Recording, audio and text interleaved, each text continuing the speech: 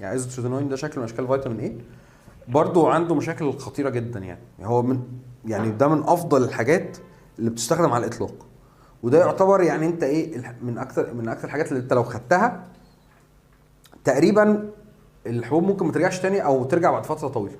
يعني ده يعتبر ممكن نقول عليه حل نهائي. ما هو حلو بس مشاكله بقى كتيره جدا بقى. لازم يطلع حاجه انت فاكره يعني الدنيا حلوه كده.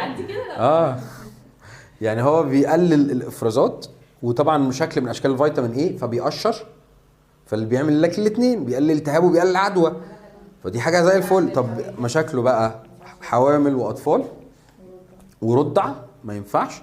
فطبعا دول هنقول ما عندهمش حبوب شباب.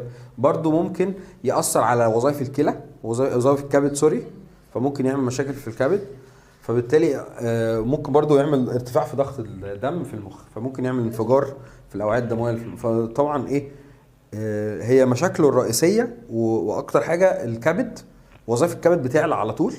زائد ان هو حوار الحوامل ده، يعني لو واحده فكرت تحمل لازم تبطل الدواء قبلها بشهرين 3 زائد ان هي لو بتعمل تقشير او بتعمل ازاله شعر بالليزر ما ينفعش، هيعمل التهابات. فهو رهيب يعني، مشاكله كتيره جدا.